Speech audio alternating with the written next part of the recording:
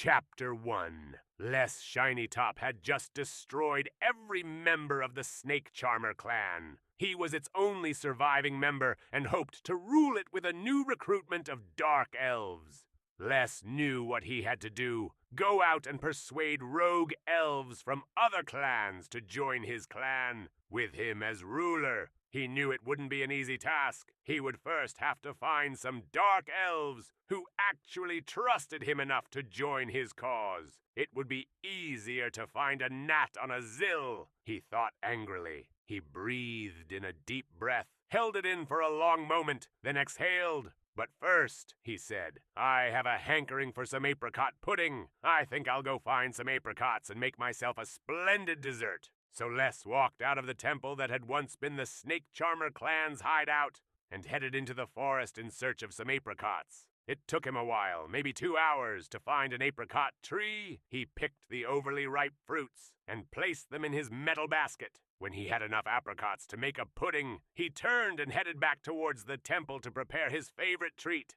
Back in the clearing outside of the temple, Les began to build a fire from random pieces of wood and sticks lying about. Soon a large, roaring fire was blazing away. Les placed several of the apricots into a large steel pan after rinsing the fruit, then placed the pan over a rack on the fire. A few minutes later, the sweet smell of cooked apricots filled the air. Les grinned at the thought of taking the first bite. It had always been his favorite dessert, and food for that matter. As the apricot sizzled in the pan, Les thought he heard another sound, faint and distant. He stood and turned towards the trees, expecting the worst. His hands were already on the hilts of slice and dice, his daggers. The voices were getting louder, and Les wasn't about to let this opportunity slip by. Yes, whoever was approaching could pose a threat, but they could also be recruits. Les stood there, feeling a bit uneasy. The apricot pudding smelled like it was nearly done, but he didn't want to check on it at the moment.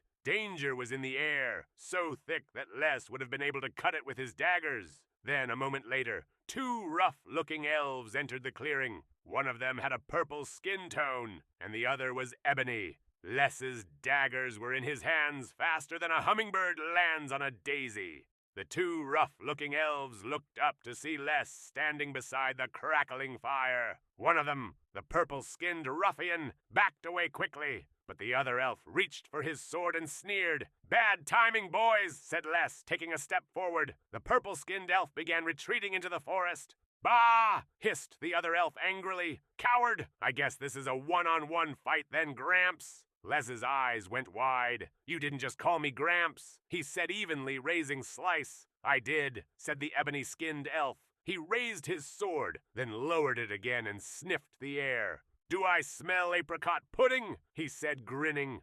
"Of course I do, and when I finish you off, I'll enjoy a bit of it." Les's teeth clenched in rage. "Don't even think about laying a finger on my pudding, you rapscallion. You picked the wrong place to come exploring. I'm gonna make you wish you never woke up this morning." Les lunged forward, swiping Slice at the other elf, who spun away at the last moment. Les knew he was better at long-range combat, at throwing his daggers as a lethal strike to finish off his foe. A close-range battle against a swordsman wasn't in his favor. Les could smell the apricot pudding burning, and this made him irate. "You caused my food to burn!" he shouted in anger, sidestepping the other elf's blade attack. "Good," said the ebony-skinned elf. "At least you won't get any now." "Boo-hoo!" Les was finished toying with this fool of an elf. The 2 elves circled each other. Then the other elf made his fatal error. He jumped at Les, swinging his sword at Les with both hands. Les somersaulted out of the way, and the other elf landed on the ground on his back. He had knocked the wind out of himself. Les towered over the helpless elf, who had lost his sword in the fall. "So cocky yet so foolish," said Les, clutching his daggers tightly in his fists. He knew this elf would not fit as one of his followers. He knew what he had to do. In one motion, Les swiped Slice, the dagger he favored, and ended the elf's life. After cleaning the blades off on his pants, he turned to track down the other elf. The coward! He would have to wait for another time to have apricot pudding.